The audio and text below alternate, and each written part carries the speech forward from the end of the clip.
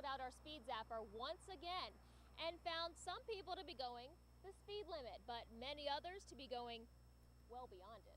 It must be at least 10 feet away from the building, and this is 10 feet right about here. Think of your gas pedal as the trigger on a water gun. Every time you step on it, you're sending a stream of gas into your engine. Come 4th of July, we're gonna see these sparklers and hear the pops of firecrackers in almost every Omaha neighborhood.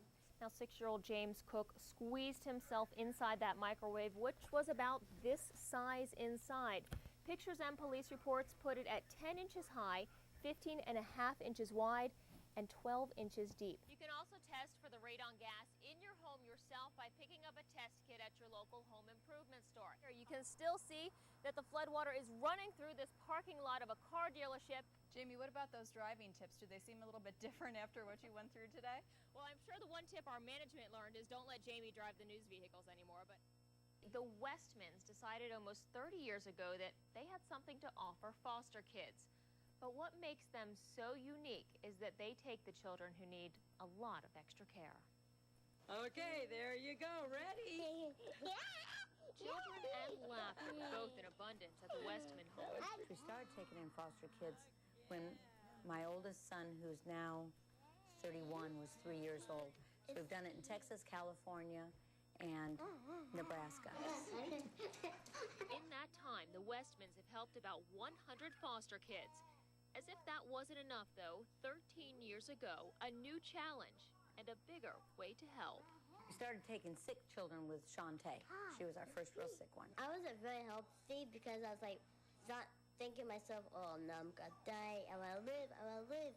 So God helped me live, and I would thank him to make me free from all my tubings. It started with Shantae, but soon grew to others like 5-year-old Tori and 3-year-old Jay. All kids that not just any foster parents would take. Tori got a liver, a bowel, and a pancreas. Jay just got a liver, and Shantae got the whole enchilada. She got a liver, a bowel, a pancreas, and 2 kidneys. Between the 3 of them, 9 organs transplanted. We have, ostomy changes and formula, lots of medicine. And if you've noticed, Kathy's husband, Ron, is missing from the picture. One of our kids needed a bone marrow transplant, and so Ron took him and then his younger brother, who's going to be the donor, to Seattle. And if you're asking why all this, why so much, you're not alone. Some days you feel like you must be a nutcase to do it because, I should be at the age where, we're going on cruises. Instead, there's snack times and messes and a lot of work. I just get so much more out of it than what I put in. There's just no doubt about it. It's just so much fun to see them make progress. Progress of the body and of the heart. Because I love her very much. Oh, that's nice. Thank you. And Ron Westman will be in Seattle until the end of the year with the bone marrow transplant child. So John and Tracy, Kathy is playing single parent to 5 foster kids right now, and 3 of them have medical needs. Well, the Westmans are a great blessing, aren't they? They really are. This is at Cottonwood and Vine Streets, and this is where they've been asking the parents to gather. They've been asking them to come here and sign in on a sheet, sign in their name and their contact phone number along with their son's name. There are dozens of parents that have gathered here tonight, of course, many understandably distraught. What we're talking about, of course, is the 96 Boy Scouts who were at the Little Sioux Scout Camp. They ranged in age from 13 to 17, where the tornado did hit earlier this evening. I'm told by City Crews that yesterday there was a fire hydrant right here. City Crews turned it on around 4 o'clock for one of those fire hydrant parties that happen most weekdays this time of year. But it was turning this hydrant off that led to this gigantic hole caused by a water main break, and it caused a big mess for some neighbors.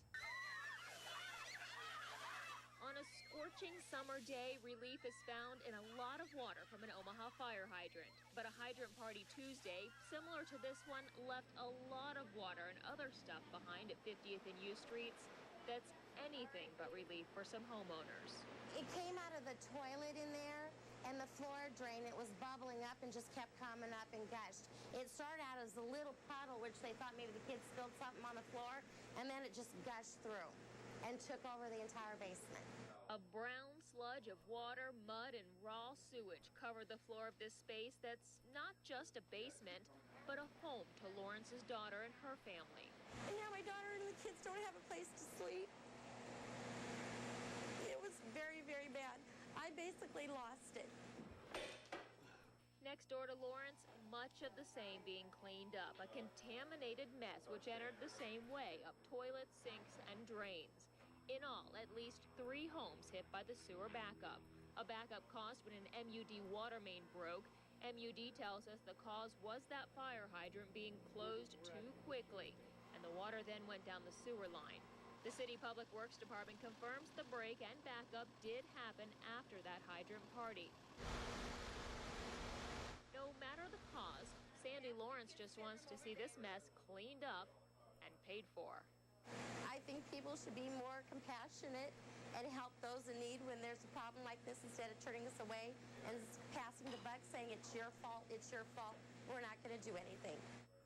Now, MUD did send a representative out here to these homes last night, but since it appears that the break is not their fault, they're telling homeowners to file a claim against the city of Omaha. MUD is also filing a claim against the city for $8,000 to $9,000. The company had crews out here until 2 this morning to fix this break. Reporting live from 50th and U, Jaime McCutcheon, Channel 6 News. See, we actually didn't have to go far to find a pothole. In fact, this one's just across the street from our TV station. And if you feel like you've been seeing more of these this year, well, you're not imagining things. The City Roads Department tells me this pothole season has been worse than normal, but they assure me that they're getting to them as quickly as they can. No matter what you call them, potholes, chuck holes, or just a pain in the neck. Potholes are always frustrating. These car-eating craters are still popping up all over town. It's frustrating. I watch for them pretty close. I know they're around. We caught up with some drivers trying to make it past this monster on 28th Street between Harney and Farnham. Should be fixed. Yeah, it'll fix that. Why haven't they fixed it yet? The answer? We've been there. Traffic volume does have an effect on these. So a heavily traveled street, a pothole may or may not last as long as we would like. We caught up with a pothole patrol around 117th and Westwood. On average, there are 10 to 12 crews like this one taking on the Chuck Hole Challenge around Omaha 6 days a week.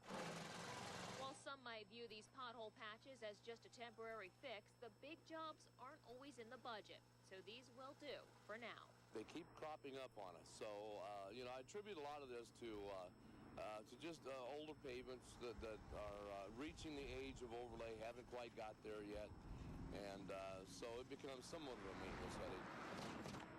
And a headache for drivers that will continue rolling through with bumps, thumps, and clunks.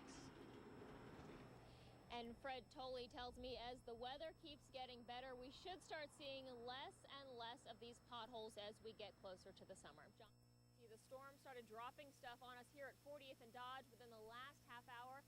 If my photographer Jeff can go ahead and zoom on the pavement beside me, you can see that it's actually falling in the form of sleet. You can see it bouncing off the pavement there. Statistically speaking, out of the 3 homes that you see behind me right now, 2 of them would test high for radon. Now, the victim's family questions if a lack of markers here and lights led up to that crash. We're going to go ahead and turn off our lights for you now so you can see what it looks like on a normal night. You can even see where the snow was washed away by the water as it flowed into this intersection, and that left a mess for drivers. So who needs to change their plates from an out-of-state one to a Nebraska one? Well, if you've lived in Nebraska for more than 30 days, you need to head to your local county treasurer's office and get your plates changed.